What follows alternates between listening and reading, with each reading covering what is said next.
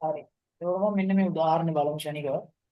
හරි. ඒකේ ගාණ කියන්නේම මෙන්න මේම සීන් එකක්. මේකේ කියනවා රූපේ දැක්වෙන්නේ බාල්කයක වූ ඒ නම් පිහිටුවක. හරිද? බාල්කයක් තියනවලු ඒ කියලා පිහිටුව. මෙන්න මෙතන බාල්කේ දාලා ගැටයක් දාලා තියෙනවා. හරිද? එතකොට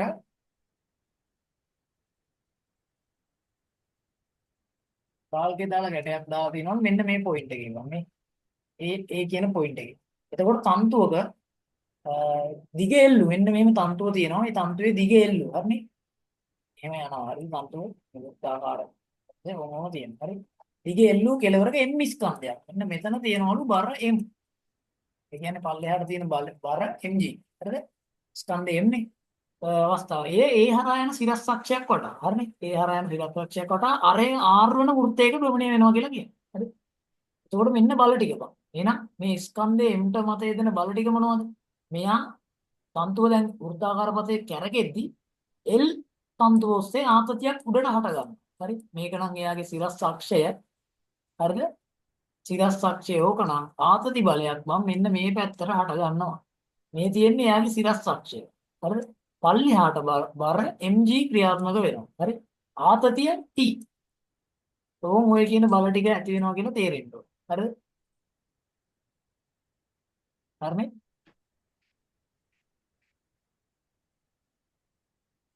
අර ආතතිය t මෙයා mg. දැන් මොකද වෙන්නේ? අපිට කියන මුලින්ම ওই බල ටික ලකුණු කරන්න කියලා. ඒකට ওই ටික හරිනේ. හරිද? ඊළඟට හරිද? ඔන්න ඔතන මාන ලස්සන සීන් එකක්. ඇත්තටම t ඔව් t හරි. ඊළඟට අපිට මොකක්ද කියන්න ඕනේ? ඊළඟ එකේදී කියනවා ඕම් පොඩ්ඩක් හිටන්න. මේක රෙකෝඩ් වෙලා තියෙනවා නේ.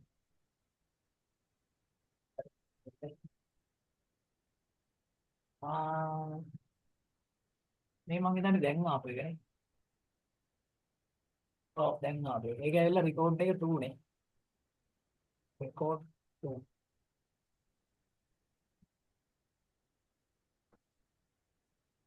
රෙකෝඩ් 2 මේ වීඩියෝ තියෙන්නේ කොහෙද? ස්පීසි එකේ තියෙන්නේ.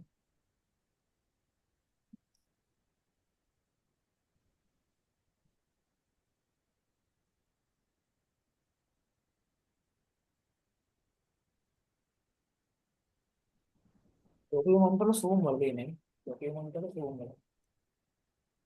හරි ඒක ඔයාලට පුළුවන් නේ ડોක්યુමන්ට් එකේ zoom එක. ඉතින් මෙතන තමයි තියෙන්නේ. යක් තියෙනවද? හරි හරි ඒක පස්සේ බලන්න. හරි record 2 එක. හරි හරි ඊළඟට ඔන්න මේවනේ මම දැන් බල ටික තියෙන්නේ. ඔන්න බල ටික ලකුණු කරාවා. පළවෙනි ප්‍රශ්නේ හරි. මේක හරි. ඊළඟ ඊයේ අපිට කියනවා මොකක්ද කියන්නේ? L 5ක් නම් R 3ක් නම් M 0.5ක් නම් ගුරුත්වය ත්වරණයක් දීලා නම් මෙයාගේ කෝණික ප්‍රවේගය අහනවා. හරිද? එතකොට දැන් කෝණික ප්‍රවේගය එතකොට මෙන්න මෙහෙම සින්නක් තියෙනවා. දැන් මෙයා ඇත්තටම වෘත්තයක කැරකෙන්නේ මෙන්න මේ තිරස් අක්ෂය වටා නෙමෙයි. මෙන්න මේ R අක්ෂය වටානේ. ඒ කියන්නේ අපි හිතුවොත් මෙන්න මේ කෝණය හරි මොනවද? කොහොම බලාගෙන මේ ගාන ක්‍රම කීපයකට හදන්න පුළුවන්. මේ කෝණේ θ කියලා හරිද? t cos θ කියන එකම. මේ උඩට තියෙන සම්රචකය. t cos θ කියන එක මොකක් වෙනවද? ඇත්තටම සමාන වෙන්න ඕනේ mg ට. ඇයි ඒ? සමාන වෙන්න ඕනේ බං මේක සිරස් අතර කිසිම චලනයක් කරන්නේ නැහැනේ. මෙයා කැරකෙන්නේ මෙන්න මේ තිරස් වෘත්තය වටා. හරිද? ඒ කියන්නේ ඇත්තටම අපිට ඕනේ මෙන්න මේ r ඔස්සේ තියෙන බලය. ඒක ඒ බලය කීයක් වෙනවද? t sin θ වෙනවා. හරිද? මේක t cos θ නම් මේක ඇල්ල t sin θ වෙනවා. එහෙනම් මේ පැත්තට තියෙන බලය t sin θ බං. t sin θ බලයක් යටතේ ඒක මොන බලයක්ද දැන්? තන්තුවේ ගැට ගහලා ඉන්නේ. කේන්ද්‍ර අභිසාරී බලයක්. හරිද? ඒ බලය ඇත්තටම මොකක් වෙනවද? t sin θ තමයි බලය ma. අපිට ලියන්න පුළුවන් ma කියලා. හරිද? කෙලින්ම ලියන්න පුළුවන් ma. හරිද? ma. ඇයි ඒ දිශාවට ඉන්න බලයක් තියෙනවා. බලයක් තියෙනවා නම් ත්වරණයක් තියෙනවා. ඒකින්ද ma කියලා ලියන්න ඕනේ. දැන් මොකද කරන්නේ? අපෙන් අහන්නේ බං රේඛීය ත්වරණය නෙමෙයි. අපෙන් අහන්නේ කෝණික ප්‍රවේගය. කෝණික ප්‍රවේගයයි රේඛීය ප්‍රවේගය අතර තියෙන සම්බන්ධය මොකක්ද? මෙන්න මේ සූත්‍රය මතක තියාගන්න. හරිද? මොකක්ද? මෙන්න මෙහෙම ලියන්න පුළුවන් මම ඉස්සෙල්ලා ලිව්වේ මේ. V සමානයි R ඔමේගා. A සමානයි R ඇල්ෆා. හරිද? එතකොට මෙන්න මෙතනින් අපිට කොහොම ලියන්න පුළුවන්? රේඛීය ත්වරණය කියන එක අපිට කෝණික ප්‍රවේගය ඇසුරින් ලියන්න ඕනේ. හරිද? රේඛීය ත්වරණය කියන එක අපිට කෝණික ප්‍රවේගය ඇසුරින් ලියන්න ඕනේ. එතකොට කොහොමද ගන්න වෙන්නේ?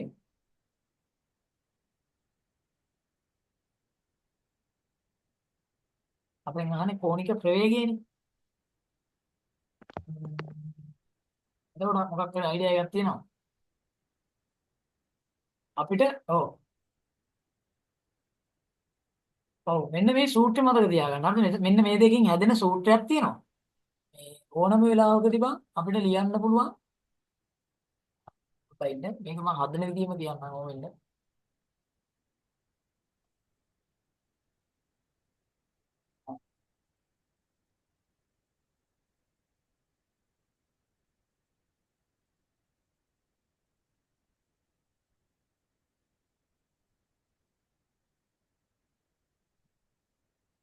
ඔව් මේකෙදි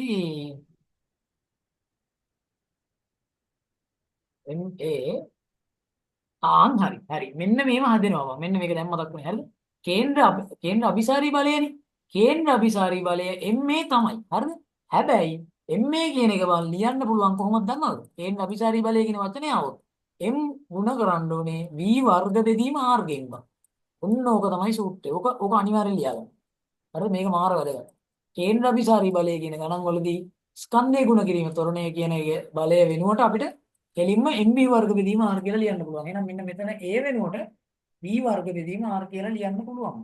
හරිද? එහෙනම් අපි ඊළඟ ස්ටෙප් එකේ ලියන්නේ කොහොමද?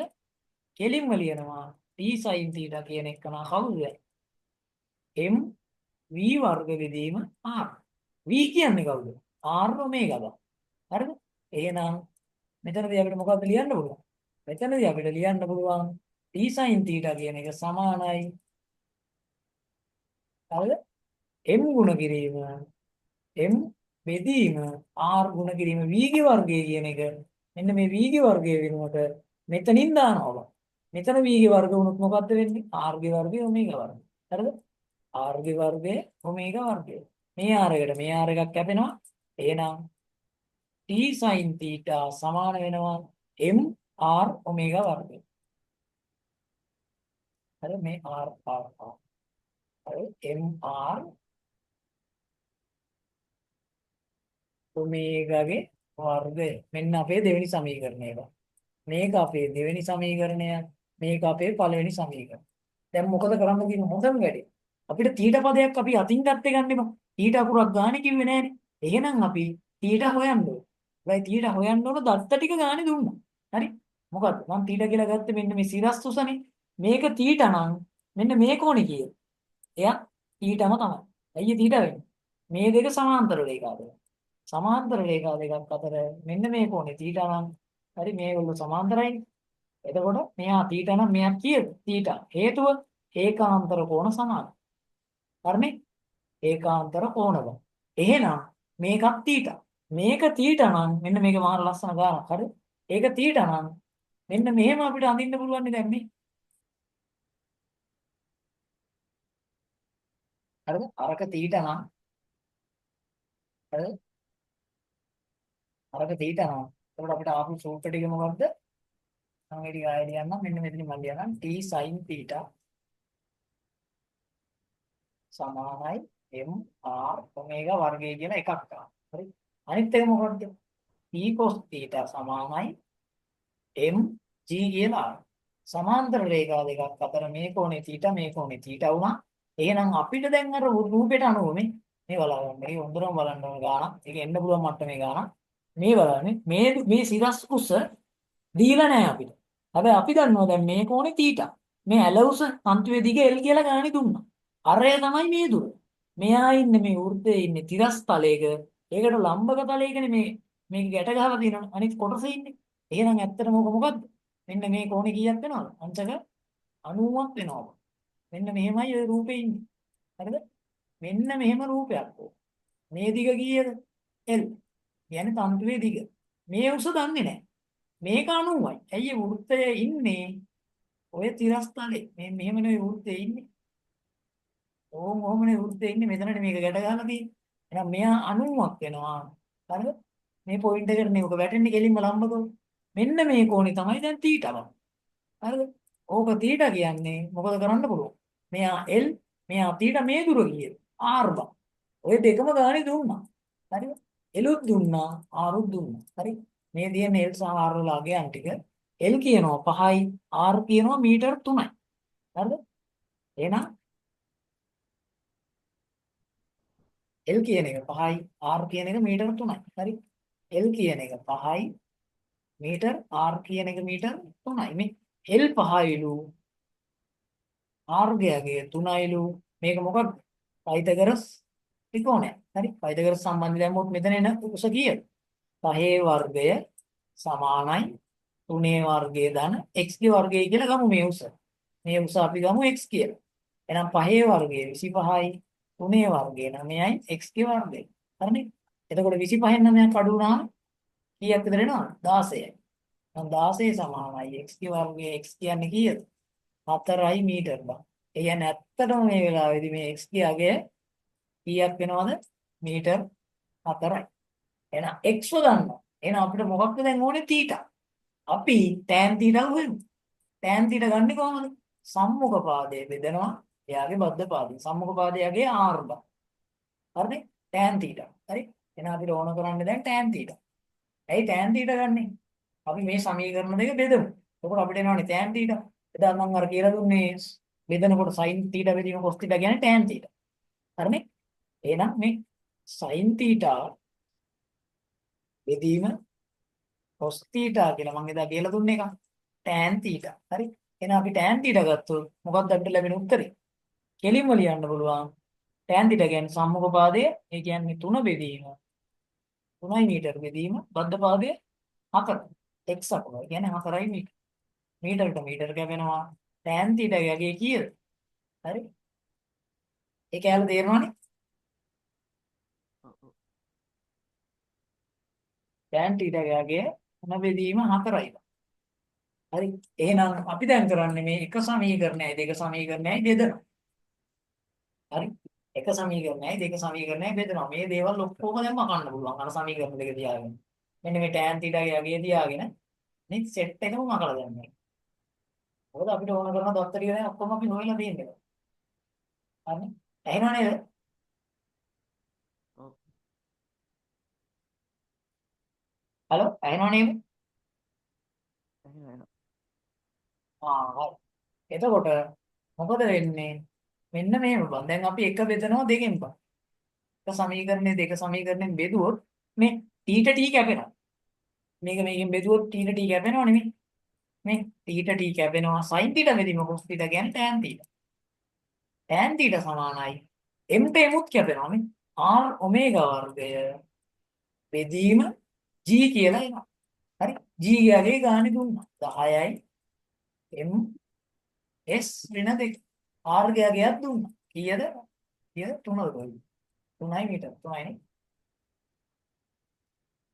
r ගාගේ 3යි l ගාගේ 5යි. හරි? එතකොට r ගාගේ 3යි නේ. r 3යි මීටර. l අපිට වැඩකුත් නැහැ. ඇයි? l අකුරක් අපේ සූත්‍රේ නෑ දැන්. ඔමේගානේ හොයන්න ඕන බං. කෝණික ප්‍රවේගයනේ අහන්නේ. ඔමේගා තමයි කෝණික ප්‍රවේගය. එහෙනම් අපි දැන් මේකේ ඔමේගා උක්ත කරගමු. එහෙනම් g tan θ මේ g ගෙන් හරස් ගුණ කරනවා. එතකොට g tan θ මේ r ගෙන් බෙදෙනවා. එතකොට අපිට ලැබෙන්නේ මොකද්ද? ඔමේගා වර්ගයම. එහෙනම් ඔමේගා හොයන්න මොකද කරන්න ඕන? දෙපැත්තම වර්ගමූලය ගත්තාම හරි. එහෙනම් ඔමේගා සමානයි g tan θ හරි r ගෙන් බෙදලා ඕකේ වර්ගමූලය කියන්නේ දෙකෙන් එක් වෙනි බලය. මෙන්න මේකට ආදේශ කරපුවාම අපිට ওই ප්‍රශ්නේ අහන උත්තරේ එනවා. අපි උත්තරේ චෙක් කරගමු. g වෙනුවට අපි දාන්න ඕන කීයද? 10යි.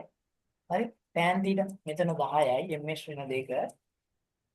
tan θ කියන්නේ 3 බෙදීම 4යි. එයාට ඒකකයක් නැහැනේ. අනුපාතයක්. ඊළඟට මේක බෙදනවා අරේ. අරේ කීයද? 3යි මීටර. මේකේ වර්ගමූලය. භාග වෙනි භාගය. එතකොට මේ 3ට 3 කැපෙනවා. මීටරට මීටර කැපෙනවා. දෙවරක් 2යි දෙවරක් 5යි බා. එතකොට පහ බෙදීම දෙක කියන්නේ 2.5 වර්ගමූලය තමයි ගන්න ඕනේ. ඒකක කොහොමද මේ? මීටරට මීටර කැපුණානේ. s ඍණ දෙකක් නෙන්නේ. එහෙනම් S වෙන එකක් තමයි වර්ගමූලය ගත්තාම එන්නේ බං. හැබැයි කෝණික ප්‍රවේගනේ අපෙන් ඇහුවේ දැන්. එහෙනම් රැඩ් එක අතින් දාගන්න පුළුවන්. එහෙනම් කොහොමද රැඩ් කියන එක ඒකකයක් විදිහට සලකන්නේ නැහැ කියලා. එහෙනම් ඒක අපේ උත්තරේට ආවේ නැත්තම් හරි මොකද කෝණික ප්‍රවේගය ඒකක රැඩ් S මයිනස්. ඒක නිසා රැඩ් එක අතින් දාන්න පුළුවන්. එහෙනම් අපිට අවසාන උත්තරේ ලියන්න පුළුවන්. කීයද? 2.5 වර්ගමූලය. 2.5 වර්ගමූලය ගත්තොත් හරි 2.5 වර්ගමූලය. වර්ගමූලය නැද්දෝ ඉන්නේ.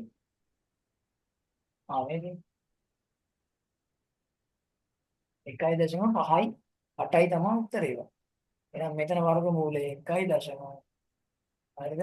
1.5යි 8යි ඒකක රැඩ් S මයිනස්. ඔන්න ඕක තමයි මම උත්තරේ. අපි බලමු දැන් මේ උත්තරේ ඇවිල්ලා තියෙනවද කියලා අරගේ මේකේ හරිද? එතකොට 1.5යි 8ක් කියන උත්තරේ එන්න ඕන. හරිද? 1.5යි 8ක්. ඕක තමයි හදන ක්‍රමය එක. එතකොට මේ වගේ ගණන් තව එකක් විතර ප්‍රැක්ටිස් කරන්න එකක් දෙකක්. එතකොට මේ જાති ඕන එකක් පුළුවන්. හරි? අර ත්‍රිකෝණමිතික අනුපාත දාගත්ත කී දැක්කනේ. ඕම මම තමයි දෙන්නේ බා. 1.5යි 8ක් වරුද ආවා මම. බලන්න ළඟින් යන එකක් ආවේ හරියටම එනවා. දැක්කනේ? ඒක හරිනේ.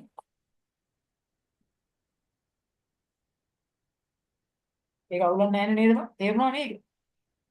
ඔව් ඔව්. හරි වා. ගානට එනවා ඒ උත්තරේ දැක්කනේ. එතකොට මේක තමයි උත්තරේ. හරි? එහෙනම් ඔන්න සිද්ධිය. ඒක හරි. මේ යාන්ත්‍රික විද්‍යාවේ දෙවෙනි පාඩම තියෙනවා. අපි ඒක එහෙනම් ඊළඟ දවසේ කරමුද? දැන් 2:20යි වෙලාව. මට හෙට නම් ඔව් ටයිම් එක තිබ්බොත් මම දවාලේ ගන්නම්. හරිද? දවාලේ මම කෝල් එකක් ගන්නම්. ඒ වුණොත් දවාලේ අවුලක් නැහැ පුළුවන් නේ. ඔව්. නැති වුණොත් රැ වෙලා කරමු. හරිද? මම පුළුවන් තරම් කලින් මීටින්ග දාන්න බලන්න. නැති වුණොත් රැ වෙලා කරමු. අවුලක් නැහැ. එහෙනම් අද රැදි මේ ඊළඟ පාඩම අපි හෙට බලමු. හරිද? මේකේ පාඩම් වැඩි නෑනේ. මේකේ පාඩම් කීයක් තිබ්බේවා? පාඩම් තුන්- ඊයේ පාඩම් 6ද? මතක නැහැ. තුන්වෙනි. ආ හතරක් හතරක් හරි හයක් හරි නේද තිබ්බේ? හතරයි. හතරයි. මේ දෙවෙනි පාඩමනේ. උඩ කරතයි. හෙට තව අපි බලමු try එකක් දෙමු පාඩම් දෙකක්ම කරන්න. අද දැන් එක පාඩමක් කරානේ පැය දෙකක් විතර නෙගි. ඉතින් අවුලක් නැහැ. හෙට බලමු ඉතුරු ටික. හරිනේ එහෙනම් අදට මම ස්ටොප් කරනවා. මේ රෙකෝඩින් එකම ඕන වුණොත් කියන්න. මම රෙකෝඩ් කරන්න. ඕන වුණොත් රෙකෝඩ් එක එවන්න. හරිනේ? ඔව්. හරි. හරි. එහෙනම් මම කට් කරනවා මීටින් එක.